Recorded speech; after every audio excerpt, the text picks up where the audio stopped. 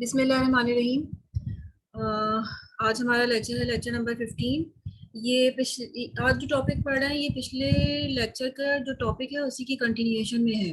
तो थोड़ा सा मैं रिव्यू कर देती हूँ। पहले हम लोगों ने क्या पढ़ा था, हम लोग क्या कर रहे थे।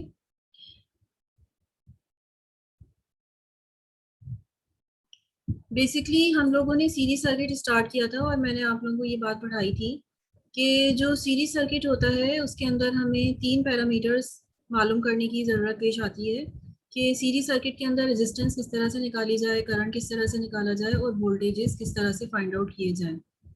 तो सीरीज सर्किट की डेफिनेशन मैंने आप लोगों को बता दी थी और उसके अंदर रेजिस्टेंस किस तरीके से कैलकुलेट करते हैं वो मैंने आप लोगों को बता दिया था कि टोटल रेजिस्टेंस जो है वो हमेशा जितने भी सीरीज में लगे होते हैं रेजिस्टर, उनकी तमाम रेजिस्टेंस की वैल्यू को एडअप हम करके टोटल रेजिस्टेंस निकाल लेते हैं। टोटल रेजिस्टेंस जब हमारे पास निकल आती है तो उसके बाद हमारे पास करंट निकालना भी आसान हो जाता है। और उसके बाद मैंने आप लोगों को बताया था कि करंट किस तरीके से हम सीरीज सर्किट के अंदर निकालते हैं। जब हम एक दफ़ा टोटल रेजिस्टेंस निकाल लें तो उसके बाद हमें टोटल करंट उस सर्किट के अंदर निकालना बहुत आसान हो जाता है। टोटल वोल्टेज गिवन होता है, टोटल रेजिस्टेंस हमको निकालनी आ गई और अब हम टोटल करंट भी फाइंड आउट कर सकते हैं उस सर्किट के अंदर। और ये बात इस सीरीज सर्किट के अंदर बहुत इंपॉर्टेंट है कि सीरीज सर्किट के अंदर करंट जो है तमाम कंपोनेंट्स के अंदर सेम होगा, लेकिन वोल्टेज जो होता है वो हर कंपोनेंट में डिफरेंट डिफरेंट होता है। पावर सप्लाई में जो वोल्टेज आ रहा है हमारे पास 30 वोल्ट्स आ रहा है, तो इस R1 में अलग वोल्टेज ड्रॉप होगा, इसमें अलग होगा और इसमें अलग होगा। तो वोल्टेज निकालना अलग अलग कंपोनेंट्स में किस तरीके से हम वोल्टेज निकाल सकते हैं, ये आज का हमारा लेक्चर है। थोड़ा सा कल भी मैंने आप लोगों को करवाया था कि हम सीरीज सर्किट के अंदर वोल्टेज किस तरीके से निकालते हैं। बाज़ दफ़ा बड़ी आसानी से मेंटल एनालिसिस के जरिए निकल जाता है, जैसे कि हमने कुछ एग्जांपल्स की थी लास्ट लेक्चर के अंदर, जो मैं अब यहाँ पर रिपीट नहीं कर रही हूँ। लेकिन हम लोग जो है वो एक इम्पॉर्टेंट चीज़ जो है वो डिस्कस कर चुके हैं लास्ट लेक्चर के अंदर, वो ये कि ये जो सीरीज सर्किट है इसकी स्पेशल कैरेक्टरिस्टिक क्या होती है। इसकी स्पेशल कैरेक्टरिस्टिक ये होती है कि इस सीरीज सर्किट के अंदर करंट जो होता है वो सब कंपोनेंट्स में सेम होता है, जबकि वोल्टेज जो है ये अलग अलग होता है। तो इस वजह से हम इस सीरीज सर्किट को वोल्टेज डिवाइडर सर्किट भी कहते हैं। इसका मतलब ये हुआ कि अगर हमें कहीं भी वोल्टेज को डिवाइड करना हो, वोल्टेज को तकसीम करना हो, हमारी रिक्वायरमेंट है कि 30 वोल्ट हमें नहीं चाहिए बल्कि हमें कम वोल्ट चाहिए, तो हम जो टोटल रेजिस्टेंस है उसको ब्रेकअप करके दो तीन हिस्सों में वोल्टेज भी डिवाइड कर सकते हैं। ठीक है। और उसके अलावा सीरीज सर्किट की ये प्रॉपर्टी हमने देखी कि टोटल रेजिस्टेंस जो है वो इंक्रीज हो जाती है। तो किसी जगह अगर हमें रेजिस्टेंस को इंक्रीज करना है तो हम सीरीज में ऐड करते चले जाते हैं रेजिस्टेंस को, और जाहिर है कि रेजिस्टेंस बढ़ती चली जाती है उस पूरे सर्किट के अंदर, तो टोटल जो करंट होगा वो यकीनन कम हो जाएगा। तो ये भी तीन प्रॉपर्टीज जो है वो बहुत इंपॉर्टेंट है सीरीज सर्किट की, कि टोटल रेजिस्टेंस हमेशा बढ़ती है तो करंट डिक्रीज हो जाता है, और वोल्टेज जो है वो हर कंपोनेंट में अलग अलग होता है, लिहाजा सीरीज सर्किट को हम वोल्टेज डिवाइडर सर्किट भी कहते हैं। ये हम लोगों ने लास्ट लेक्चर के अंदर पढ़ा था। आज मैं जो है वो लेक्चर नंबर 15 जो कि आज हमारा है उसमें भी मैं अब यही आपको बताऊंगी कि हम जो है वो वोल्टेज कैसे मेजर कर रहे हैं with the help of Ohm's law. Ohm's law के जरिए हमें वोल्टेज निकालना है। लास्ट लेक्चर में मेंटल एनालिसिस हमने की थी, तो ओम्स लॉ के जरिए वोल्टेजेस फाइंड आउट करना जो है वो बहुत ज़्यादा बेसिक मेथड है। ये हमें आना चाहिए। थोड़ा सा लेंदी तो ये हो जाता है, लेकिन बहरहाल अब देखें इसमें जो है ना एक सर्किट में बताया हुआ है कि टोटल सप्लाई वोल्टेज 9 वोल्ट है और ये दो रेजिस्टर्स हैं R1 R2, और ये 4 ओम्स का रेजिस्टर है, ये 14 ओम्स का। इसमें हमें V1 और V2 मालूम करना है। तो अब V1 और V2 मालूम करने के लिए सबसे पहले हमें क्या चीज़ चाहिए होगी। सबसे पहला स्टेप है कि हम R टोटल निकालेंगे। R टोटल निकालने के बाद इसमें R टोटल कितना है 18। ठीक है। R टोटल निकालने के बाद स्टेप 2 उसका ये होगा कि हम I टोटल निकालेंगे। आई टोटल जो है वो किसके बराबर होगा, I total is equal to V total upon R total. तो वी टोटल जो है टोटल वोल्टेज हमारे पास 9 वोल्ट है, 9 divided by 18 which is equal to 0.5 amperes. तो अब हम सबसे पहले स्टेप में यही काम करते हैं कि आर टोटल निकालते हैं, फिर आई टोटल निकालते हैं, और उसके बाद जब हमारे पास करंट आ जाता है तो उसकी मदद से हम आराम से जो है वो I1, उसकी मदद से आराम से हम V1 और V2 डिटरमाइन कर सकते हैं। कैसे? V1 हम मालूम करेंगे किसकी मदद से, I1 R1। V2 कैसे मालूम करेंगे, I2 R2। जबकि ये I1 और I2 जो है वो क्या है, I1 और I2 के अंदर करंट जो है वो सेम फ्लो हो रहा है which is equal to IT, और जिसको हमने पता कर लिया विच इज इक्वल टू 0.5। तो हम अब इस फॉर्मूले में IG की वैल्यू और R1 R2 की वैल्यू रख के V1 V2 डिटरमाइन कर सकते हैं, विच is 2 and 7 volt in this case. और इसको क्रॉस चेक भी कर लेते हैं, जितना वोल्टेज हम यहाँ पर दे रहे हैं 9 वोल्ट्स, वो जो है ना यहाँ पर भी 2 और 7 वोल्ट्स 9 वोल्ट्स ही जो है ना वो आ रहा है, और इसका मतलब है कि हमारा जो है वो आंसर बिल्कुल ठीक है। अच्छा, एक चीज और भी हम यहाँ पर चेक कर सकते हैं, वो ये कि अगर यहाँ पर 2 से ज्यादा, इन दोनों का सम अगर 9 नहीं आ रहा है, 9 से ज्यादा आ रहा है, तो इसका मतलब ये है कि हमने कोई कैलकुलेशन के अंदर गलती की। तो यहाँ पर चूंकि हमारा आंसर बिल्कुल ठीक आ रहा है, तो इसका मतलब है कि हम लोगों ने ये बिल्कुल सही कैलकुलेशन की है। तो ओम्स लॉ के जरिए हम इसी तरीके से वोल्टेजेस डिटरमाइन करते हैं, यानी पहला स्टेप आपने टोटल रेजिस्टेंस निकालनी है, टोटल करंट निकालना है, देन फिर आप उस टोटल करंट की मदद से हर कंपोनेंट में इंडिविजुअली वोल्टेजेस डिटरमाइन कर सकते हैं। अच्छा, अब ये नहीं है कि आपको वोल्टेज, इस लॉ में आप वोल्टेज सिर्फ इसी और इसी कंपोनेंट या रेजिस्टर के अक्रॉस वोल्टेज जो है वो डिटरमाइन करेंगे इस मेथड के जरिए, नहीं। बाज़ दफ़ा ऐसी भी प्रॉब्लम्स होती हैं जिसमें आपको सोर्स वोल्टेज गिवन नहीं होता। जैसे ये देखें, ये आपको सोर्स वोल्टेज या टोटल वोल्टेज जिसको हम कह सकते हैं, ये हमें गिवन नहीं है, लेकिन हमें करंट फिर गिवन है और रेजिस्टेंस की वैल्यू हमें गिवन है।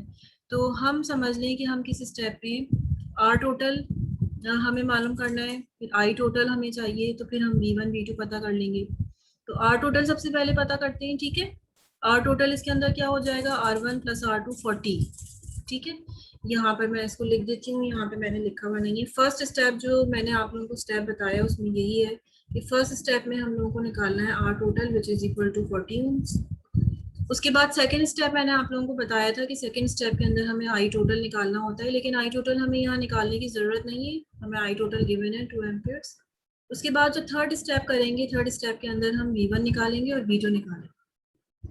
V1 और V2 जो है वो किसके बराबर है, I1 R1 के और I2 R2 के, और I1 R1 जो है वो किसके बराबर है, आई टोटल के इन दिस केस, क्योंकि ये सॉरी इज इक्वल टू का निशान आएगा, क्योंकि ये सीरीज सर्किट है और टोटल करंट दोनों कंपोनेंट्स में बराबर होगा। बार बार मैं ये चीज रिपीट कर रही हूँ। तो फिर हम V1 और V2 हम निकाल लेंगे। अच्छा, फर्क क्या है पिछले प्रॉब्लम में और इसमें, इसमें हमें पहले V1 और V2 निकाल के छोड़ देना था, हमें जो है वो ये वाला वोल्टेज मालूम था, लेकिन अब हम क्या कर रहे हैं, हम इसमें V1 और V2 को डिटरमाइन करेंगे, और V1 और V2 निकालने के बाद यहाँ पर देखें V1 और V2 की वैल्यू मैंने निकाल दी है। आई टोटल की वैल्यू रखी which is 2 amperes, 2 multiply by R1 यानी 20 हो गया, ये 2 multiply by 30 which is equal to 60। तो ये V1 मेरे पास आ गया 20 वोल्ट्स, V2 मेरे पास आ गया 60 वोल्ट्स, और टोटल इनका सम जो है वो 80 वोल्ट्स यकीनन होगा, और ये सप्लाई जो है वो 80 वोल्ट्स की ही होगी। तभी जो 80 वोल्ट्स है उसमें से कुछ वोल्टेज जो है वो कहाँ ड्रॉप हुआ, इधर, और कुछ वोल्टेज यहाँ पर ड्रॉप हुआ। जिस जगह रेजिस्टेंस कम थी वहाँ 20 वोल्ट ड्रॉप हुआ, और जिस जगह रेजिस्टेंस ज़्यादा थी वहाँ पर 60 वोल्ट ड्रॉप हुआ। तो इस तरीके से ओम्स लॉ के जरिए हमने जो है वोल्टेज मालूम कर लिया कहाँ पर, सोर्स का वोल्टेज। तो हम कंपोनेंट्स का वोल्टेज भी पता कर सकते हैं, कंपोनेंट्स के वोल्टेज के थ्रू हम सोर्स का वोल्टेज भी पता कर सकते हैं अगर हमें वो मालूम नहीं है तो, बशर्त ये कि फिर हमें करंट पहले से पता हो। तो जो भी डाटा आपको गिवन हो उसके लिहाज से जो है वो आप चलते हुए रिक्वायर्ड चीज अपनी मालूम कर सकते हैं। एक और प्रॉब्लम देखते हैं इसमें, आपसे कहा हुआ एग्जाम्पल 5.7 है, ये एक सीरीज सर्किट है, इसमें आपसे करंट मालूम करने के लिए कहा हुआ है डेड सीट। तो सबसे पहले जो है करंट मालूम ये एक इररिलेवेंट प्रॉब्लम आ गया, लेकिन चूंकि ये इसी बुक के आर्टिकल के अंदर था तो मैंने इसमें शामिल कर लिया है। तो इसमें जो है ना आपको R1 R4 सारी वैल्यूज रेजिस्टेंसेस की गिवन है, और इसमें आपको टोटल करंट आपसे मालूम करने के लिए कह रहे हैं। तो टोटल करंट हम कैसे निकालते हैं, जब हमें टोटल रेजिस्टेंस पता हो, टोटल वोल्टेज पता हो, तो हम जस्ट टोटल करंट हम निकाल लेते हैं। इसके अलावा और कुछ इस प्रॉब्लम के अंदर आपसे नहीं करने के लिए कहा गया है। ये भी बेसिकली ओम्स लॉ ही को यूज करते हुए हम टोटल करंट निकाल रहे हैं, ठीक है। तो ये भी ओम्स लॉ के आर्टिकल के अंदर इन्होंने दे दिया है, लेकिन मेरा फोकस जो था ज़्यादातर वो ये था कि वोल्टेज जो है वो हम कैसे निकालेंगे यूजिंग ओम्स लॉ। तो यहाँ पर वोल्टेज डिटरमाइन करने के लिए इसी किस्म का इन्होंने नहीं बोला है।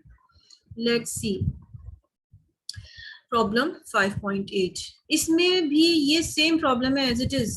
यहाँ पर ये जो प्रॉब्लम हमने की है इसमें आपको करंट गिवन था और रेजिस्टेंस की वैल्यू गिवन थी, सोर्स वोल्टेज आपको गिवन नहीं था। तो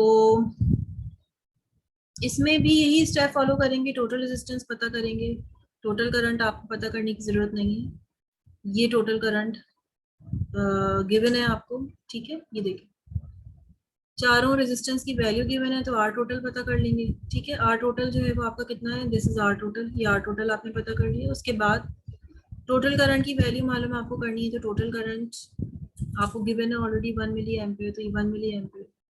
तो बस वी टोटल आपको चाहिए, वी टोटल किसके बराबर होगा, I R, I total R total. तो जस्ट इन दोनों को मल्टीप्लाई करके हमने वैल्यू फाइंड आउट कर ली सोर्स वोल्टेज की। तो ये same same procedure I did, जो ठीक है, जो यहाँ पर मैंने किया था वही सेम प्रोसेस यहाँ पर मैंने किया। और इस तरीके से भी मैं कर सकती हूँ कि इंडिविजुअली जो है मैं V1, V2, V3, V4 की वैल्यू पता करूँ। ये जैसे 1.2 निकाल लिया मैंने ये सारी, और इन दोनों को, इन चारों को फिर मैं एडअप कर दूँ, तो ये इन चारों का एडअप 9.5 भी आएगा। यहाँ पर मैंने डायरेक्ट कर दिया है, ठीक है। तो ये मेथड 2 ये कोई अलग नहीं है, बस ये है कि इसको मैंने अलग अलग निकाल के प्लस कर दिया और यहाँ पर मैंने कॉमन लिया हुआ है करंट। तो सेम ही है, सेम ही कह सकते हैं, लेकिन ये दोनों तरीके से अगर आप करेंगे तो आंसर 9.5 भी आएगा, दोनों चीजें ठीक है। अच्छा, अब एक बहुत इंपॉर्टेंट प्रॉब्लम है which is the problem number 5.9, और इसको मैं जो है डिटेल से करवाना चाहती हूँ। अच्छा, मैं आप लोगों को बता रही थी कि ये बहुत इंपॉर्टेंट प्रॉब्लम है। सॉरी, ये प्रॉब्लम नंबर 5.9 नहीं है, 5.9 प्रॉब्लम जो है वो आप लोग खुद से करिएगा, डू योरसेल्फ, ओके। अच्छा, ये है example number 5.10 which is very important, जिसको मैं डिटेल से डिस्कस करना चाह रही हूँ। इसमें हमसे कहा हुआ है कि आप एक सर्किट डिजाइन करें जिसके अंदर हमें क्या करना है, हमें एक एलईडी को जलाना है, ग्लो करना है, 2 स्टेट्स के ऊपर, 2 स्टेट्स के ऊपर।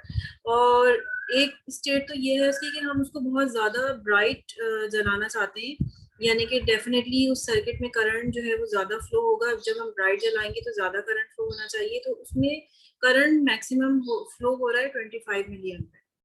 और अगर हम उसको बिल्कुल डिम चलाएंगे, लो यानी कि लो ब्राइटनेस के ऊपर डिम चलाएंगे, तो उस सर्किट के अंदर करंट फ्लो होगा 10 मिली एम्पियर। तो हमसे कहा हुआ है कि आपकी सर्किट डिजाइन करनी। अच्छा, अब उसके लिए हमें उन्होंने ये बात बता दी है कि आपको जो सप्लाई गिवन है ना वो 5 वोल्ट्स की सप्लाई गिवन है। तो कोई मसले की बात नहीं है, सिंपल सा सर्किट है। हम क्या करते हैं कि हम सप्लाई लगा देते हैं और ये एलईडी लगा देते हैं, ठीक है। एलईडी एक ऐसी लाइट इमिटिंग डायोड है, ये एक सेमीकंडक्टर डिवाइस है, और जैसे ही हम इसको सर्किट के अंदर ऑन करेंगे तो ये लाइट इमिट होना शुरू हो जाएगी, कोई प्रॉब्लम ही नहीं है, बज़ाहिर कोई प्रॉब्लम नहीं है। लेकिन एक मुसीबत जो हमारे साथ लगी हुई है वो ये है कि हमें ये बता दिया गया है कि maximum voltage which LED can bear is 1.7 maximum voltage,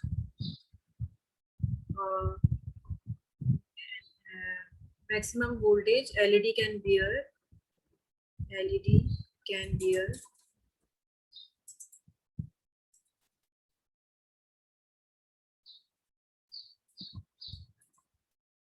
1.7। तो हमारे लिए जो है ना वो बहुत आसानी हो जाती कि हमारे पास किसी किस्म की जो है वो सप्लाई मौजूद होती, उसका वोल्टेज भी जो है ना वो 1.7 ही होता। डायरेक्ट हम 1.7 वोल्ट की सप्लाई लगाते, एक एलईडी लगाते, और हम जो है वो अपनी बल्ब को ग्लो करते थे। लेकिन अभी ऐसा है ही नहीं, ठीक है। अभी हमारे पास सिचुएशन कैसी है, हमारे पास सिचुएशन ऐसी है कि हमें गिवन है कि आपके पास 5 वोल्ट्स की सप्लाई। तो अब क्या करेंगे, अब जो है ना हमें ये बात मालूम है कि अच्छा भाई, सीरीज सर्किट जो होता है ना वो ऐसा सर्किट होता है जिसके अंदर हम जो है वो अगर यहाँ पर एक रेजिस्टर और ऐड कर दें किसी तरह से, तो फिर हम ये काम कर सकते हैं कि कुछ वोल्टेज इधर ड्रॉप हो जाए और कुछ वोल्टेज जो है वो दूसरे रेजिस्टर के अंदर ड्रॉप हो जाए। तो एक काम तो हमने ये कर लिया कि हमने यहाँ पर एक रेजिस्टर लगा लिया जिसको हमने R2 का नाम दिया। ये जो है एलईडी लगी हुई है, और एक हम नया रजिस्टर लगा लिया, लेट्स सपोज इसको हमने R2 का नाम दे दिया। तो अब मैंने ये कहा कि मुझे ये R2 एज अ सिलेक्ट करना है, इस तरह से सिलेक्ट करना है कि मेरा जो है ना वो 1.7 वोल्ट्स यहाँ ड्रॉप हो और उसका बाकी जो वोल्टेज है जो कि बचा हुआ है, यानी कि 5 minus 1.7 which is equal to 3.3 volts यहाँ पर ड्रॉप, ठीक है, 3 वोल्ट्स यहाँ पर ड्रॉप हो ताकि मेरी जो ये एलईडी है ये जले नहीं। अच्छा, ये सिचुएशन मुझे समझ में आ गई। अच्छा, लेकिन साथ साथ आपसे ये कह रहे हैं कि मुझे इस सर्किट को ऐसा डिजाइन करना है कि इसमें दो तरह के करंट फ्लो हो सके, एक की वैल्यू हो 25 मिली एम्पेयर और एक करंट की वैल्यू हो 10 मिली एम्पेयर। तो कैसे डिजाइन करेंगे इसको हम दो तरीके से डिजाइन कर सकते हैं। आपको याद होगा कि मैंने जो है चैप्टर नंबर 3 में दो तरह से हम इसको डिजाइन कर सकते हैं, दोनों तरीके हम देखते हैं। चैप्टर नंबर 3 के अंदर हम लोगों ने जो है ना वो एक एप्लीकेशन एक्टिविटी की थी। उस एप्लीकेशन एक्टिविटी के अंदर हमने क्या किया था, एक पावर सप्लाई ली थी और हमने एक वोल्टेज रेगुलेटर स्विच जो है वो डिजाइन किया था, जिसकी मदद से हम एक फैन की स्पीड को कंट्रोल कर रहे थे। और हमने जो है वो क्या किया था, 4 या 5 रेजिस्टर्स जो थे ना वो सिलेक्ट किए थे। और जब हम उस रोटेटरी स्विच को एक खास रेजिस्टेंस की वैल्यू पे रखते थे, कम रेजिस्टेंस की वैल्यू पे तो स्पीड तेज हो जाती थी और ज्यादा रेजिस्टेंस की वैल्यू के ऊपर हम उसको रखते थे तो स्पीड स्लो हो जाती। तो इसका मतलब है कि डिफरेंट डिफरेंट रेजिस्टर्स के ऊपर डिफरेंट डिफरेंट करंट होता है और डिफरेंट डिफरेंट करंट के ऊपर फैन की स्पीड जो है वो डिफरेंट डिफरेंट होती है। बिल्कुल इसी तरीके से यहाँ पर हमें ये काम करना है। यहाँ पर हमें 5 या 6 स्पीड्स के ऊपर हमने काम किया था, लेकिन यहाँ पर हमें सिर्फ दो ही ऑप्शंस हैं, या तो लो हमें लाइट चाहिए या हमें ब्राइट चाहिए। तो इसका मतलब है कि यहाँ पे भी हम क्या करना चाहते हैं, करंट को कंट्रोल करना चाहते हैं, एक 10 मिली एम्पेयर के ऊपर, एक 25 मिली एम्पेयर के ऊपर। तो इसका मतलब ये हुआ कि हम यहाँ पे भी कोई रोटरी स्विच लगा दें, कभी एक स्विच जो है वो ऐसा R2 पे सेट हो जाए जिसपे हमें 10 मिली एम्पेयर मिल रहा हो करंट, और कभी वो रोटरी स्विच जो है वो यहाँ पर मैं ड्रॉ करती हूँ, सिर्फ दो ही हम लगा सकते हैं यहाँ पर रेजिस्टर्स। और ये एलईडी यहाँ पर हम लगा देते हैं, ठीक है। तो अगर आप अपना स्विच इधर रखेंगे एक रेजिस्टर के ऊपर, तो for example 25 milli ampere current set हो जाएगा, एलईडी जल जाएगी। और इसको जब आप इधर रखेंगे तो for example 10 milli ampere current set हो जाएगा और फिर एलईडी जल जाएगी। 10 मिली एम्पेयर के ऊपर लो चलेगी और 25 मिली एम्पेयर के ऊपर एलईडी जो है ना वो आपकी बहुत ज्यादा ब्राइट जल जाएगी। इस तरीके से भी हम ये काम कर सकते हैं जैसे हमने चैप्टर नंबर 3 में किया था, कि करंट की वैल्यू को हम कंट्रोल कर रहे हैं with the variable resistor option के साथ में, और फैन की स्पीड को करंट के थ्रू कंट्रोल कर रहे हैं। यहाँ पर भी हम रेजिस्टर के थ्रू करंट को कंट्रोल कर रहे हैं, और करंट जब कम या ज्यादा होता है तो लाइट की ब्राइटनेस कम या ज्यादा हो जाती है। तो इस तरीके से भी हम ये काम कर सकते हैं, लेकिन हम यहाँ पर ऐसा नहीं करना चाहते। हमारी रिक्वायरमेंट जो है वो कुछ और है। वो ये कह रहे हैं कि यहाँ पर आप सिंपल एक रेजिस्टर यूज करें और साथ में एक वेरिएबल रेजिस्टर यूज कर लें, और वो वेरिएबल रेजिस्टर का जो ऑप्शन हमें दिया गया है वो कहा हुआ है कि आपने यहाँ पर लगाना है रियोस्टेट। रियोस्टेट जो है basically it is a variable resistor. ये वेरिएबल रेजिस्टर, तो इस वेरिएबल रेजिस्टर को यूज करते हुए हमें जो है ना ये सर्किट डिजाइन करना है। इसका मतलब है कि मैं जो है ना ये रेजिस्टर जो यहाँ पर वेरिएबल रेजिस्टर मैं यहाँ पर यूज करूंगी, इसको सिर्फ मुझे दो वैल्यूज देनी है। दो वैल्यूज क्योंकि मेरे पास दो ही करंट की वैल्यूज हैं। अभी जिस तरह से मैंने फैन की स्पीड को कंट्रोल करने के लिए 4 या 5 रेजिस्टर्स यूज किए थे, 4-5 पोजीशंस मुझे नहीं चाहिए, सिर्फ दो ही पोजीशंस चाहिए। अच्छा, इससे पहले कि इस सर्किट को जो है ना मैं डिजाइन करूं, रियोस्टेट के बारे में एक प्रॉब्लम मैंने आप लोगों को और करवाई थी लास्ट क्लास के अंदर, मैंने आप लोगों को बताया था। वो उसकी प्रॉपर्टी जो है वो मैं आप लोगों को रिकॉल कराना चाहती हूँ। हम लोगों ने एक प्रॉब्लम पढ़ी थी, उसमें हमने ये कहा था कि एक वेरिएबल रेजिस्टर अगर मैं किसी सर्किट के अंदर लगा दूं सिंपली, ठीक है, और ये जो है ये रेजिस्टर जो है वो बेसिकली रियोस्टेट है। तो इस सर्किट के अंदर क्या प्रॉब्लम है, टेक्निकली सर्किट के अंदर क्या प्रॉब्लम है? वैसे तो बजाय ये पूरा सर्किट कंप्लीट है, क्लोज्ड है। लेकिन मैंने ये आप लोगों को बात बताई थी कि रियोस्टेट जो है वो क्या होता है। रियोस्टेट वेरिएबल रेजिस्टर होता है। जब हम इस वाइपर को, ग्लाइडर को कॉइल के ऊपर ऊपर नीचे जब हम चलाते हैं तो रेजिस्टेंस की वैल्यू जो है ना चेंज होती है। एक खास पोजीशन ऐसी हो जाती है जिसके ऊपर रेजिस्टेंस जो है वो क्या हो जाए, जीरो। यानी अगर ये वाला ग्लाइडर मेरा इस पोजीशन के ऊपर चला जाए, इस पोजीशन के ऊपर चला जाए, तो फिर क्या होगा कि ये करंट जो यहाँ से फ्लो हो रहा है ये यहाँ पर आएगा और यहाँ पे पहुंचकर उसको दो रास्ते मिलेंगे। एक रास्ते में तो उसके पास कोई भी रेजिस्टेंस नहीं होगी और एक रास्ते में उसके पास रेजिस्टेंस होगी। तो सारा के सारा करंट जो है ना वो ये बाईपास हो जाएगा और ये जो रेजिस्टेंस है ये इस सर्किट के अंदर एक्टिव नहीं रहेगी। इसको हम कहते हैं शॉर्ट होना। ठीक है, ये वाली रेजिस्टेंस जो है वो शॉर्ट हो गई। शॉर्ट इस तरह से हो गई कि ये अब एक्टिव ही नहीं रही, कमी पड़ गई इस रेजिस्टेंस की इस सर्किट के अंदर। तो इसको हम कहते हैं शॉर्ट होना, कि शॉर्ट सर्किट हो गया। और ये जो है ना इतना नुकसानदेह होता है कि इसके वजह से हमारी जो सप्लाई है वो क्या हो जाती है, बर्न हो जाती है। तो हम रियोस्टेट जब भी इस्तेमाल करते हैं उस वक्त मैंने आप लोगों को बताया था कि रियोस्टेट के साथ लाजमन हम एक रेजिस्टर और लगाते हैं ताकि अगर ये इस पोजीशन पे चला जाए जहां पर इसकी रेजिस्टेंस जीरो है, रियोस्टेट की रेजिस्टेंस जीरो है, तो एटलीस्ट उस सर्किट के अंदर कोई एक रेजिस्टेंस जो है वो और भी हो ताकि जो है उस करंट को वो लिमिट कर सके और हमारा अप्लायंस या बैटरी जो है वो जल नहीं जाए। ठीक है, तो हम यहाँ पर यही कहते हैं कि अच्छा भाई चलो हम रियोस्टेट तो यूज कर रहे हैं, कर लेते हैं हम रियोस्टेट यूज। और हम अब रियोस्टेट को यूज करते हुए अपना सर्किट डिजाइन करते हैं। इसको मैं मिटा देती हूँ।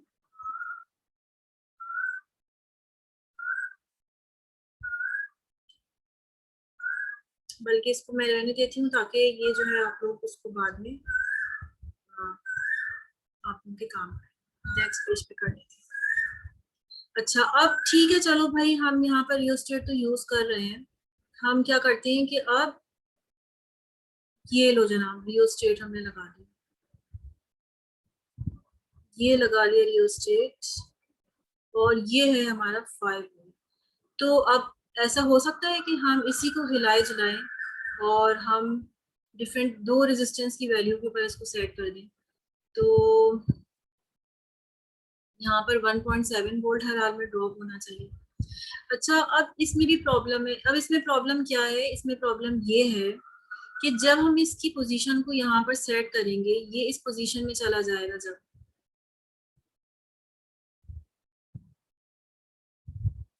रियोस्टेट इस पोजीशन में चला जाएगा ना जहां पर रियोस्टेट की रेजिस्टेंस जीरो है, तो अब ये जो 5 वोल्ट हमने यहाँ पर दिया हुआ है ये सारा के सारा 5 वोल्ट करंट फ्लो होना शुरू होगा और ये तो चलो बाईपास हो गया रेजिस्टर। लेकिन अब हम ये कह रहे हैं कि रियोस्टेट अकेला नहीं लगा होना चाहिए भाई, उसके साथ में कुछ लगा होना चाहिए, तो साथ हमने लगा दिया। ठीक है, यही तो बात पड़ी थी ना हमने कि हमें रियोस्टेट अकेला यूज नहीं करना, इसके साथ हमने कोई ना कोई चीज लगानी है, तो हमने एलईडी लगा ली।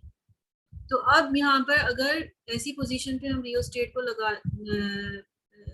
रियोस्टेट को रख दें जिसमें रियोस्टेट की रेजिस्टेंस जीरो हो जाए, तो एलईडी के ऊपर पूरा के पूरा 5 वोल्ट ड्रॉप हो जाएगा। जितना हम दे रहे हैं वो सारा के सारा इसके ऊपर ड्रॉप हो जाएगा। और इसके ऊपर ड्रॉप होने के बाद क्या होगा, हमें ये बात मालूम है कि ये सिर्फ 1.7 वोल्ट को विदहोल्ड कर सकता है, बर्दाश्त कर सकता है, उससे ज्यादा को वो बर्दाश्त नहीं कर सकता। तो ये क्या हो जाएगा, ये जो है ब्रेक डाउन हो जाएगा और एलईडी हमारी खराब हो जाएगी, बर्न हो जाएगी। तो यहाँ पर हम ये देख रहे थे कि हमने अगर सिंपल सर्किट में ये वाला रेजिस्टर नहीं लगाया, सिर्फ रियोस्टेट लगा दिया और हमने इस पोजीशन पे रखा रियोस्टेट को कि आर जीरो है, तो हमारी बैटरी जो है ना वो बर्न हो रही है। फिर वहां से हमने लर्न किया कि अच्छा भाई यहाँ पर तो कोई ना कोई रेजिस्टर और लगा होना चाहिए ताकि इस केस में हमारा करंट जो है वो कंट्रोल हो सके। तो हम जो है अब यहाँ पर एलईडी लगाने की कोशिश कर रहे हैं कि अच्छा भाई रियोस्टेट के साथ में हम एक एलईडी लगा देते हैं, इसकी अपनी भी कुछ थोड़ी बहुत इंटरनल रेजिस्टेंस होगी, लेकिन हमें पता ये चला कि नहीं भाई, चूंकि हमारे पास 5 वोल्ट की सप्लाई है तो सारा के सारा वोल्टेज जो है वो क्या हो जाएगा, यहाँ ड्रॉप हो जाएगा, ये बर्न हो जाएगा। ये सिचुएशन हमारी नहीं चलेगी। हाँ, ये सिचुएशन उस वक्त चल जाती अगर हमारे पास 1.7 वोल्ट्स की बैटरी होती, तो एलईडी जो है वो आराम से रन हो जाती। ठीक है, कोई मसला नहीं, क्योंकि अगर ये R0 भी होता तो 1.7 वोल्ट ही है, ये 1.7 वोल्ट यहाँ ड्रॉप हो जाता मैक्सिमम। हमें वोल्टेज अगर इसके ऊपर भी ड्रॉप हो रहा है तो ये इसको बर्दाश्त कर ले। तो मेरा ख्याल है कि यहाँ तक ये पॉइंट आप लोगों की समझ में आ गया होगा कि रियोस्टेट को हमें इस्तेमाल करना लाजमी है। इस प्रॉब्लम में ये कह रहे हैं कि आपने एलईडी को ग्लो करवाना है 5 वोल्ट के ऊपर भी, रियोस्टेट के साथ भी। तो कैसे करेंगे आप इस काम? तो हम आहिस्ता आहिस्ता करते जा रहे हैं। हम इस नतीजे पे पहुंचे हैं कि इस रियोस्टेट के साथ अगर ये R0 हो तो ये काम नहीं करेगा। हम ये बात पढ़ चुके हैं कि रियोस्टेट के साथ R अगर 0 हो तो हमें लाजमन एक रेजिस्टेंस जो है वो लगानी पड़ती है। तो हम क्या करेंगे, इस सर्किट को थोड़ा सा मॉडिफाई करते हैं। इस सर्किट के अंदर इस रियोस्टेट के साथ में एक रेजिस्टर जो है ना वो और लगा देते हैं, अब ताकि हमारा काम जो है वो बिल्कुल परफेक्ट हो जाए। हमने ना सिर्फ एक रियोस्टेट लगाया बल्कि साथ में एक एक्स्ट्रा रेजिस्टेंस और भी लगा दिया। ये रियोस्टेट हो गया और ये एक एक्स्ट्रा रेजिस्टेंस लग गई जिसको मैं R2 का नाम दे रही हूँ। अच्छा, ये जो रियोस्टेट है इसकी जो रेजिस्टेंस है इसको मैं R3 का नाम दे देती हूँ। और ये जो R2 है ये मेरे पास फिक्स्ड है, जबकि ये वेरिएबल रेजिस्टर है। तो ये जो वेरिएबल रेजिस्टर है इसकी दो वैल्यूज होंगी, एक होगी मिनिमम वैल्यू और एक होगी मैक्सिमम वैल्यू। मिनिमम वैल्यू जब होगी R3 की तो वो क्या होगी, R3 इज इक्वल टू 0, और उसके ऊपर मुझे मैक्सिमम करंट मिलेगा सर्किट में which is given 25 milli ampere. और R3 की जो वैल्यू होगी वो मैक्सिमम जब होगी, तो R3 जो है वो मैक्सिमम जब होगा, जो कि मुझे नहीं मालूम कि वो क्या वैल्यू है, लेकिन सिर्फ मुझे ये पता है कि उस वक्त मेरा जो करंट होगा वो सर्किट में कम से कम हो जाएगा विच इज 10 मिली एम्पियर। ये आप लोगों को बताया हुआ है, इसके लिए जो है ना वो परेशान होने की जरूरत नहीं है, ये हमें पता है। तो हम इसको सॉल्व करते हैं। अच्छा जनाब, सबसे पहले R3 अगर मेरा 0 है और करंट मेरा जो है ना वो है 25 मिली एम्पेयर, तो इसका मतलब है कि यहाँ पे भी 25 मिली एम्पेयर करंट है और यहाँ पे भी 25 मिली एम्पेयर करंट है। R3 0 होने का मतलब ये है कि इस सर्किट में अभी मैंने ग्लाइडर ऐसी पोजीशन पे रखा हुआ है कि समझ लो अभी सिर्फ और सिर्फ इस सर्किट के अंदर R2 मौजूद है और कोई चीज़ मौजूद है ही नहीं। और इस R2 के अक्रॉस कितना करंट फ्लो हो रहा है, 25 मिली एम्पियर करंट फ्लो हो रहा है, और ये 5 वोल्ट्स है, ये 1.7 वोल्ट्स है, तो डेफिनेटली यहाँ पे कितना वोल्टेज मौजूद है, 3.3 वोल्ट्स। तो मैं इस R2 की वैल्यू यहाँ से निकाल लूंगी, V2 is equal to I2 R2, which implies that R2 is equal to V2 upon I2। यानी कि R2 के अक्रॉस कितना वोल्टेज है, R2 के अक्रॉस वोल्टेज है 3.3, और R2 के अक्रॉस करंट कितना फ्लो हो रहा है विच इज 2.5 मिली एम्पियर। और यहाँ से मुझे पता चल गया कि R2 जो है वो कितना हो गया, R2 की वैल्यू होती है जनाब 132। ठीक है, ये आ गया मेरा 132। तो एक तो पोजीशन ये हो गई, अब मुझे इस पोजीशन के ऊपर काम करना है और अब मुझे इसको मैक्सिमम पे करना है। ठीक है, और मैक्सिमम इस पोजीशन पे करना है कि सिर्फ उसमें करंट 10 मिली एम्पियर्स तक हो, उससे कम ना हो। उससे कम अगर हुआ तो फिर वो हमारी रिक्वायरमेंट नहीं है। तो अब इसका मतलब हुआ कि सेकंड कंडीशन में मैं अगर इस सर्किट को दोबारा से रीड्रॉ कर दूं तो अब एक एलईडी काम कर रही है। R2 तो लगा ही लगा है जिसकी वैल्यू जो है वो मुझे अब पता चल गई है 132 वोल्ट्स। और अब रियोस्टेट की भी अपनी कुछ रेजिस्टेंस मौजूद है, क्योंकि मैंने उसको ग्लाइडर को ऐसी पोजीशन के ऊपर रखा हुआ है कि अब इस सर्किट के अंदर 10 मिली एम्पियर जो है वो करंट फ्लो होगा। ठीक है, ग्लाइडर मैंने अब कहाँ रख दिया है, वाइपर कहते हैं इसको। ठीक है, ग्लाइडर भी कहते हैं इसको क्योंकि ये मूवेबल आर्म है, मूवेबल आर्म भी कहते हैं। ठीक है, ये जो है ना मैंने अब रख दिया है किसी मैक्सिमम पोजीशन के ऊपर, लेट सपोज इधर रख दिया। तो अब जब ये करंट फ्लो होगा तो इसकी भी रेजिस्टेंस कुछ ना कुछ होगी इसमें मौजूद, और फिर करंट थोड़ा सा यहाँ से पास हो जाएगा या फिर यहाँ पे पास हो जाएगा, जैसे भी पोजीशन होगी उस हिसाब से करंट फ्लो हो जाएगा सर्किट की। ये 5 वोल्ट ये, ठीक है। अच्छा, अब जनाब है ये चक्कर कि ये 1.7 वोल्ट बियर कर सकता है, तो इसका मतलब ये है कि अब ये हम जितनी भी टोटल रेजिस्टेंस दे रहे हैं ना, ये ऐसी होनी चाहिए टोटल रेजिस्टेंस कि इस सर्किट के अंदर करंट जो है वो हमारा कितना फ्लो हो, 10 मिली एम्पियर फ्लो। तो मैं ये कह सकती हूँ कि V total is equal to I total और R टोटल। V टोटल मेरा 5 वोल्ट ही है, करंट मेरा फ्लो होना चाहिए 10 मिली एम्पियर्स, और R टोटल जो है वो मेरा क्या हो, R टोटल मेरा क्या है, R2 प्लस R3, ठीक है। और अब मैंने यहाँ पर क्या कर लिया, इसको 5, इसको मैं सॉल्व कर रही हूँ, R2 प्लस R3 कर रही हूँ, is equal to 5 divided by 10 milli. इसका मतलब ये है कि 5 divided by 10 milli, 10 into 10 to the power minus 3 is equal to 5, 0.5। 5 को जब मैं 10 से डिवाइड करूंगी तो 0.5 और 10 to the power 3 ऊपर चला जाएगा, तो ये जनाब हो गया मेरे पास 500 ओम्स। इसका मतलब ये है कि R2 और R3 को जब टोटल 500 ओम्स अगर होगा तो करंट मेरा 10 मिली एम्पियर्स होगा। इसका मतलब ये है कि मुझे R3 को कितना रखना चाहिए, R3 को रखना चाहिए मुझे 500 माइनस R2, और R2 की वैल्यू है 500 माइनस 132 इक्वल टू 368 ओम्स। तो इसका मतलब ये हुआ कि मैं रियोस्टेट को इस पोजीशन पे रखूंगी, तो मेरा जो करंट है वो होगा 10 मिली एम्पियर, और लाइट मेरी हो जाएगी डिम। और अगर मैं रियोस्टेट को 0 पोजीशन पे रखूंगी तो करंट मेरा होगा जनाब 25 मिली एम्पियर, और लाइट मेरी हो जाएगी ब्राइट। तो ये जो है यहाँ पर हमने डिजाइन कर लिया, ये बहुत इंपॉर्टेंट एप्लीकेशन है। सीरीज सर्किट को हम as a voltage divider circuit इस्तेमाल करते हैं, और उसके अंदर हम अपनी रिक्वायरमेंट के हिसाब से सर्किट को डिजाइन कर सकते हैं। हम लोगों ने ये लास्ट टाइम भी देखा था चैप्टर नंबर 3 में, कि वहाँ पे भी हम वेरिएबल रेजिस्टर्स जो है वो लगा रहे थे। वहाँ पर हमने वोल्टेज रेगुलेटर यूज किया था, रोटरी स्विच यूज किया था। यहाँ पर हम रोटरी स्विच नहीं यूज कर रहे हैं, हम वेरिएबल रेजिस्टर, वहाँ पर हमने फिक्स्ड रेजिस्टर्स यूज किए थे और स्विच के जरिए हम उनको खुद चेंज कर रहे थे।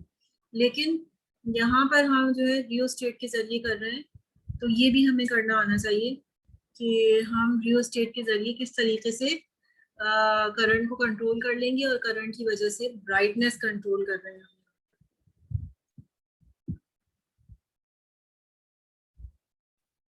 अच्छा, ये जो सीरीज सर्किट है ना, जिसको हम सीरीज सर्किट को हम वोल्टेज डिवाइडर सर्किट भी कहते हैं, तो वोल्टेज डिवाइड करने के बहुत सारे फायदे होते हैं। हमें इसकी बहुत सारी एप्लीकेशंस होती हैं और हम इसको जगह जगह इस्तेमाल करते भी हैं।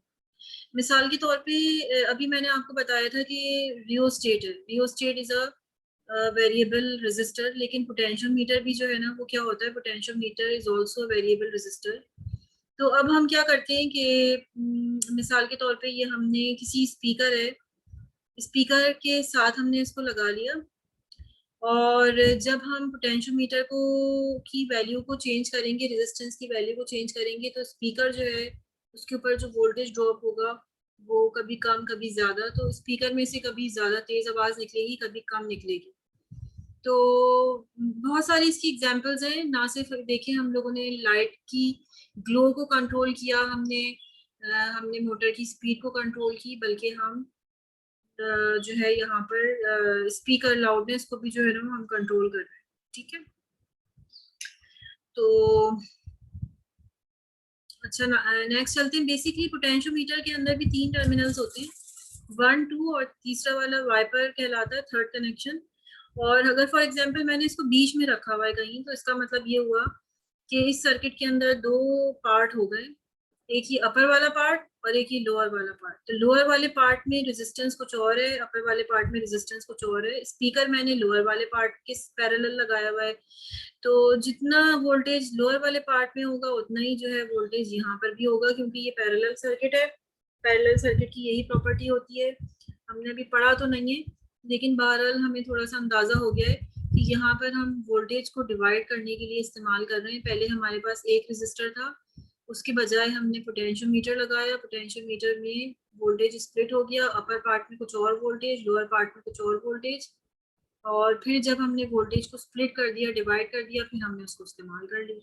ठीक है, आगे देखते हैं इसकी एग्जाम्पल एक और। पोटेंशियोमीटर को हम यूज कर सकते हैं एज अ लेवल सेंसर। कैसे? पानी का टैंक है, ये जो है पानी का भी टैंक के अंदर कम हो जाता है, पानी का भी टैंक में ज्यादा हो जाता है। तो इन्होंने क्या किया है, ये एक पोटेंशियोमीटर को सप्लाई से लगा दिया। ठीक है, और यहाँ पर ये जो इसका आर्म था, मूवेबल आर्म था, मूवेबल आर्म के साथ में एक फ्लोटर इन्होंने कोई हैवी सी चीज फ्लोटर इन्होंने ऐड कर दिया है। अब क्या होगा, पानी जब नीचे की तरफ होगा तो ये खिंच के कोई इलास्टिक टाइप का मटेरियल के साथ, इलास्टिक टाइप के मटेरियल है उसके साथ में इन्होंने इसको ऐड कर दिया है, ग्लाइडर को। ठीक है, अब क्या होगा कि जब जनाब ये पानी का लेवल नीचे होगा तो ये ग्लाइडर खुद ब खुद नीचे आ जाएगा। जब ये खुद ब खुद नीचे आ जाएगा तो यहाँ की जो रेजिस्टेंस है ये थोड़ी सी हो जाएगी कम, वोल्टेज जो है वो एकदम से कम हो जाएगा। तो ये वोल्टेज बेसिकली क्या होता है, डिस्प्ले यूनिट होता है। वहां पर हम कह रहे होते हैं अच्छा ये तो बहुत कम हो गया है, इसका मतलब है पानी कम है नीचे टैंक में। और अगर ये पानी टैंक में ज्यादा होगा तो ये खुद ब खुद ऊपर रिलीज हो जाएगा, ये ऊपर की पोजीशन पे पहुंच जाएगा। जब ये ऊपर की पोजीशन पे पहुंच जाएगा तो ये पूरा के पूरा रेजिस्टर एक्टिव हो जाएगा। वोल्टेज जितना ज्यादा रेजिस्टेंस है उतना ज्यादा वोल्टेज होगा, तो वोल्टेज भी ज्यादा आ रहा होगा। और हम कहेंगे कि अच्छा भाई height is directly proportional to voltage. तो वोल्टेज ज्यादा होने का मतलब क्या है कि अभी पानी का टैंक जो है वो हमारे पास, उसमें टैंक में पानी अभी ज्यादा है, लेवल ज्यादा। ये जो है ना लेवल पानी के अंदर टैंक में बाज़ जगह पर लोग घरों में इस्तेमाल करते हैं ये। हम लोग जिस जगह लास्ट टाइम रहते थे उस घर के अंदर ये वाटर सेंसर लगा हुआ था, और वहाँ पे ऑटोमेटिकली 24 घंटे लाइन में पानी रहता था। तो जैसे ही पानी का टैंकर जो है ना, पानी कम हो जाता था टैंक में, तो खुद ब खुद ऑटोमेटिकली मशीन ऑन हो जाती थी, उसके लिए कोई प्रॉब्लम नहीं होती थी। तो ये आजकल मिल रहे हैं मार्केट के अंदर इस तरह के सेंसर्स। अच्छा, ये एक और है एप्लीकेशन वोल्टेज डिवाइड करने की। ये अभी आगे चल के ज्यादा इस्तेमाल होगी। ये जो है ना एक सप्लाई है, इसमें आप यहाँ पर देख सकते हैं कि दो रेजिस्टर्स लगे हुए हैं और ये ट्रांजिस्टर है, ये ट्रांजिस्टर का सिंबल है। इलेक्ट्रॉनिक्स के अंदर हम आगे पढ़ेंगे चल के। तो जब हम इलेक्ट्रॉनिक्स की बाइसिंग करनी होती है, यानी डीसी वोल्टेज देना होता है थोड़ा सा, तो बहुत थोड़ा सा वोल्टेज हमें चाहिए होता है। सप्लाईज हमारे पास स्टैंडर्ड बहुत ज्यादा होती है, तो उसको बायस करने के लिए हमें वोल्टेज को स्प्लिट करना पड़ता है। तो हम ये देखिए, ये दो रेजिस्टर लगाते हैं। ये दो रेजिस्टर जब हमने लगाए तो जितना वोल्टेज यहाँ ड्रॉप हो रहा होगा उतना ही वोल्टेज जो है वो इधर ड्रॉप होगा। यानी इस तरीके से हम वोल्टेज को स्प्लिट कर देते हैं, क्योंकि पैरेलल के अंदर वोल्टेजेस जो है वो सेम होते हैं। पैरेलल सर्किट जब हम पढ़ेंगे तो हमें और समझ में आएगा ये। लेकिन ये इसी तरीके से वोल्टेज को डिवाइड कर दिया उन्होंने। और क्योंकि सप्लाई जो है ना हमारे पास अभी ज्यादा की सप्लाई है, उससे हमें कम वोल्टेज चाहिए, तो हम जो है कम करते हैं पहले, और फिर हम उसके साथ में कोई दूसरी डिवाइस लगा देते हैं, जैसे हमने यहाँ पर लगाया। तो पहले हमने क्या किया कि ये जो हमारे पास वोल्टेज बहुत ज्यादा था उसके साथ में हमने वेरिएबल रेजिस्टर लगाया, या दो रेजिस्टर्स लगा दिए। समझ लें पोटेंशियोमीटर का मतलब है दो रेजिस्टेंस, क्योंकि जब हम उस वाइपर को बीच में रखते हैं तो वो स्प्लिट हो जाता है दो रेजिस्टेंस। दो रेजिस्टेंस लगा दी। जब रेजिस्टेंस डिवाइड हो गई तो फिर हमने उसके जो रेजिस्टेंस हमें चाहिए थी उसके पैरेलल में हमने ये स्पीकर लगा दिया। तो ये वोल्टेज बेसिकली हम डिवाइड कर रहे हैं, ये हम सीख रहे हैं कि हम ये हमारा फायदा क्या है। ये सीरीज सर्किट का फायदा क्या है? Series circuit is a voltage divider circuit. और बाज दफा हमारे पास सप्लाई बहुत ज्यादा हाई वैल्यू की होती है, हमें कम वोल्टेज चाहिए होता है, तो फिर हम किस तरह से सर्किट को डिजाइन करते हैं, दिस इज अवर स्मार्टनेस। अच्छा, यहाँ पर एक और देखें, जो एग्जांपल मैंने अभी करवाई है एलईडी वाली, बिल्कुल सेम यही एग्जांपल है। इसको थोड़ा सा देखते हैं। ये वोल्टेज डिवाइडर सर्किट है, और ये बेसिकली लाइट सेंसर सर्किट है। कैसे लाइट सेंसर सर्किट है, यहाँ पे मैंने 1.5 वोल्ट की तीन जो है ना बैटरीज कनेक्ट की हैं, साथ में 4.5 वोल्ट बनाया हुआ है। ठीक है, ये समझ ले 4.5 वोल्ट की मेरे पास बैटरी है। और ये जो है ना रेजिस्टर मैंने दो लगा दिए साथ में। अच्छा, ये वाला जो रेजिस्टर है ये तो नॉर्मल रेजिस्टर है, जबकि ये वाला जो रेजिस्टर है ये किसी भी किस्म का रेजिस्टर, वेरिएबल रेजिस्टर हो सकता है। जैसे हम लोग पढ़ रहे हैं ना यहाँ पर कि रियोस्टेट हम लगा सकते हैं, हम पोटेंशियोमीटर लगा सकते हैं। तो ये जो है ना ये भी एक रेजिस्टर है, वेरिएबल रेजिस्टर। इसको मुझे यहाँ पर एक एरो बनाना चाहिए। This is a variable resistor. और ये वेरिएबल रेजिस्टर है, इसको ये एक काइंड होती है जिसको वेरिएबल रेजिस्टर को हम कहते हैं थर्मिस्टर। थर्मिस्टर का मतलब ये होता है कि जिसके अंदर अगर टेम्परेचर चेंज हो तो उसकी रेजिस्टेंस चेंज हो जाती है, यानी अगर टेम्परेचर उस जगह का चेंज हो रहा है तो उसकी रेजिस्टेंस चेंज हो जाएगी। अच्छा, इसी तरह से एक रेजिस्टर ऐसा होता है जिसको हम स्ट्रेन गॉज रेजिस्टर कहते हैं। तो अगर उसका जो है ना उसके ऊपर प्रेशर चेंज हो जाए तो उसकी रेजिस्टेंस चेंज हो जाएगी। इसी तरीके से एक सेल है, कैडमियम सेल, उसके ऊपर लाइट की ब्राइटनेस कम या ज़्यादा होगी तो भी उसकी रेजिस्टेंस जो है वो क्या हो जाएगी, चेंज हो जाएगी। तो हमने अभी ये सीखा कि हम जब अपना कोई भी वोल्टेज डिवाइडर सर्किट डिज़ाइन कर रहे होते हैं तो एक रेजिस्टर हम फिक्स रख देते हैं, दूसरा वाला हम वेरिएबल रख देते हैं। और वो वेरिएबल रेजिस्टर जो है वो इन तीनों में से भी कोई हो सकता है। अच्छा, अब क्या होगा जब आप ये वेरिएबल रेजिस्टर यहाँ पर लगाएंगे, इसके साथ में आप जो है ना एक वोल्ट मीटर भी लगा दें। आपको पता है इसकी तो रेजिस्टेंस फिक्स ही है, इसके सामने वोल्टेज वोल्ट मीटर में लगाऊंगी तो उसका वोल्टेज फिक्स ही रहेगा, कोई फायदा नहीं। अब क्या होगा कि अगर ये मेरे पास थर्मिस्टर लगा दिया मैंने यहाँ पर, और थर्मिस्टर लगा दिया, अब क्या हुआ कि आप जो है ना जमीन के अंदर जाते जा रहे हैं, बहुत गर्मी बढ़ती जा रही है, लेट्स सपोज वहाँ कोई वोल्केनो है, तो जब हीटिंग ज्यादा होती चली जाएगी तो इसकी रेजिस्टेंस जो है वो चेंज होती चली जाएगी। जब इसकी रेजिस्टेंस चेंज होती चली जाएगी, टेम्परेचर चूंकि चेंज हो रहा है तो इसकी रेजिस्टेंस चेंज हो रही है। जब इसकी रेजिस्टेंस चेंज होगी तो इसके सामने होने वाला वोल्टेज ड्रॉप भी चेंज हो जाएगा। फौरन बता देंगे कि अच्छा भाई टेम्परेचर इज चेंजिंग, वोल्टेज जो है ना चेंज हो रहा है, तो आप फौरन कह देंगे अच्छा भाई टेम्परेचर जो है वो मेरा बढ़ता चला जा रहा है, इट इज डेंजरस। तो ये मेरा थर्मिस्टर अगर मैंने लगा दिया तो ये मेरा क्या कहलाएगा, हीट सेंसर। यानी आपने एक ऐसी डिवाइस बना ली जो कि हीट को सेंस कर सकती है। टेम्परेचर सेंसर बेसिकली अगर मैं कहूँ तो temperature sensor is more appropriate word. Temperature sensor आपने डिजाइन कर लिया, देखिए कितना सिंपल सा सर्किट है, ये कुछ भी इसमें मुश्किल नहीं। अगर मैं अपना वेरिएबल रेजिस्टर जो है वो अब जनाब मैं रख लूँ स्ट्रेन गॉज रेजिस्टर, और उसमें मैं प्रेशर की इफेक्ट में देखना चाहूँ तो ज़मीन के अंदर हम देख सकते हैं कितना प्रेशर है, या पानी के अंदर हम प्रेशर कैलकुलेट कर सकते हैं। ठीक है, क्योंकि जब प्रेशर के अंदर ये रेजिस्टर जाएगा इसके ऊपर प्रेशर पड़ेगा, किसी किस्म का एयर प्रेशर या सामान आप रखते चले जा रहे हैं, तो क्या होगा कि इसका वोल्टेज जो है वो खुद ब खुद चेंज होता चला जाएगा, क्योंकि प्रेशर चेंज होने से इसकी रेजिस्टेंस चेंज होगी, जब इसकी रेजिस्टेंस चेंज होगी तो इसका वोल्टेज चेंज हो जाएगा। तो ये जो है ना मैं डिज़ाइन कर लिया जनाब प्रेशर सेंसर। अगर आप एक ऐसी डिवाइस बना सकते हैं, यानी कि आप के पास कोई पाइप है, पानी की लाइनें हैं, उसमें आपको प्रेशर चेक करना है कि अच्छा पानी का जो फ्लो है वो सही हो रहा है कि नहीं, यहाँ पर आप एक सेंसर लगा देंगे। वो सेंसर एक स्टैंडर्ड वैल्यू को शो करेगा, अगर उससे कम वैल्यू आ रही है तो आप कह देंगे कि अच्छा भाई प्रेशर कम हो रहा है यहाँ पर। और अगर प्रेशर जो है वो बहुत ज़्यादा हो रहा होगा तो यहाँ पर वोल्ट मीटर से डिस्प्ले से आपको पता चल जाएगा। तो आप पानी में आने वाला जो प्रेशर है वो आप चेक कर सकते हैं इस सिंपल सर्किट की मदद से। अच्छा, इसी तरीके से कैडमियम सल्फाइड सेल है, इसमें लाइट पड़ती है तो उसकी रेजिस्टेंस चेंज होती है।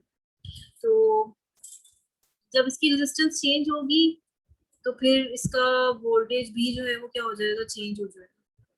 तो इसमें जो है एक प्रॉब्लम हमें गिवन है, उसमें वोल्टेज डिवाइडर सर्किट हमें डिजाइन करना है, और उसमें हमसे कह रहे हैं कि ये 4.5 वोल्ट है। ठीक है, कैडमियम सल्फाइड का जो रेजिस्टर है इसकी मैक्सिमम वो जो रेजिस्टेंस है वो 90 किलो ओम्स है। और ये जो है ना, आप मालूम करें कि आर की जो वैल्यू है वो क्या होगी। और ये जो कैडमियम सल्फाइड है ये किसके ऊपर चलता है, 1.5 वोल्ट्स के ऊपर चलता है। तो हमें लाजमन 1.5 यहाँ पर चाहिए और बाकी जो 3 है वो यहाँ पर चाहिए। तो सबसे पहले तो हम यहाँ पर हमें ये बात पता चल गई कि आर ये जो रेजिस्टर हम यहाँ पर लगा रहे हैं उसके ऊपर 3 वोल्ट्स जो है वो ड्रॉप होना चाहिए। तो यहाँ पर मैंने जो है ना वोल्टेज डिवाइडर का फॉर्मूला यूज किया हुआ है। ये कौन सा फॉर्मूला है इसको अभी हम छोड़ देते हैं क्योंकि हमने पढ़ा नहीं है, लेकिन कैलकुलेशन में मैं आपको बता दूंगी कि ये मैंने यहाँ पर क्या काम किया हुआ है। सबसे पहले आप सपोज कर लें कि मैंने जो है ना टोटल करंट मालूम किया है। ठीक है, टोटल वोल्टेज मेरे पास है 4.5 और टोटल रेजिस्टेंस जो है वो मेरे पास कितनी है, वो है 90 किलो प्लस आर। किलो में है ये बेसिकली, ठीक है। तो ये किलो का एक फैक्टर यहाँ से आप मत भूलिए। तो यहाँ से मैंने जो है ना ये मालूम कर ली करंट की वैल्यू, क्योंकि करंट जो होता है वो उस जगह पर सेम होता है। करंट की वैल्यू मेरे पास हो गई जनाब, यहाँ पे मैं कर देती हूँ ताकि आपको कंफ्यूज ना हो। आई टोटल मैंने सबसे पहले निकाल लिया। आई टोटल मेरे पास हो जाएगा V total upon R total, और आर टोटल है 90 किलो प्लस आर, ठीक है। और ये मेरे पास आ गया आई टोटल। अब मुझे इसके अक्रॉस क्या चीज चाहिए, मुझे इसकी वैल्यू चाहिए, ठीक है। और मुझे पता है इसके अक्रॉस वोल्टेज जो है वो कितना है, इसके अक्रॉस वोल्टेज 3 वोल्ट है। मुझे रेजिस्टेंस की वैल्यू चाहिए, तो मैं V R is equal to I R capital R, ठीक है। ये सब स्क्रिप्ट है जो, क्योंकि मैंने इसको आर का नाम दिया हुआ है ना, इस वजह से मैंने यहाँ सब स्क्रिप्ट में आर लगा दिया। तो ये 3 है। इसके अक्रॉस जो करंट फ्लो होगा वो बेसिकली यही वाला करंट होगा जो कि मुझे मालूम करना है। और ये आर अननोन है, इसको सॉल्व करें आप। आर एक अननोन वेरिएबल है और यहाँ से आप आर की वैल्यू डिटरमाइन कर लीजिए। ये जो आर मैंने यहाँ पर निकाला है ये 180 किलो ओम्स निकल रहा है। तो आर की वैल्यू आ रही है यहाँ से सॉल्व करके 180 किलो ओम्स। तो ये भी कमोबेश वही प्रॉब्लम है एज इट इज जो हम लोगों ने अभी यहाँ पर सॉल्व किए। तो मैंने काफी डिटेल से आपको बता दिया है कि सीरीज सर्किट की एप्लीकेशन क्या है। सीरीज सर्किट वोल्टेज को डिवाइड करने के लिए, करंट को कंट्रोल करने के लिए डिफरेंट डिफरेंट रेजिस्टर्स जो है वो हम वेरिएबल रेजिस्टर लगाते हैं, ठीक है। 2 एप्लीकेशंस मैंने आपको यहाँ पे बताई हैं कि वोल्टेज को हम डिवाइड करने के लिए इस्तेमाल कर रहे हैं इस सर्किट को। ये देखिए, वोल्टेज को डिवाइड करने के लिए, वोल्टेज को डिवाइड जब करने के लिए इस्तेमाल करते हैं तो उसके पैरेलल में हम स्पीकर लगाते हैं। ये देखिए, वोल्टेज को पैरेलल में डिवाइड करने के लिए हमने इसके पैरेलल में एक कोई रिक्वायर्ड डिवाइस लगाई। लेकिन यहाँ पर भी ये देखें, ये जो है वोल्टेज को हमने डिवाइड किया है, पोटेंशियोमीटर था तो वोल्टेज डिवाइड हो गया। ये इसके पैरेलल में हमने अपना वोल्ट मीटर लगाया हुआ है, इससे हम काम कर रहे हैं। लेकिन बाज दफा हम जो है वो इस सीरीज सर्किट के अंदर करंट को भी डिवाइड करते हैं, कि करंट को भी कंट्रोल करते हैं, जैसे कि इसमें हम कर रहे हैं, जैसे कि हम इसके अंदर कर रहे हैं। जो प्रॉब्लम मैंने भी आप लोगों को पढ़ाई है,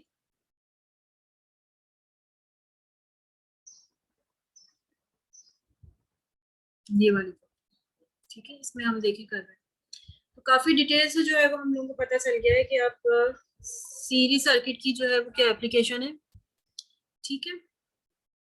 अब नेक्स्ट लेक्चर के अंदर इंशाल्लाह ताला मैं दूसरा टॉपिक आप लोगों को पढ़ाऊंगी, इसको जरूर कंप्लीट कर लीजिएगा। इसके प्रॉब्लम्स आप लोगों ने सॉल्व करने में, प्रॉब्लम्स आप लोगों को बता देती हूँ कौन से वाले प्रॉब्लम्स हैं।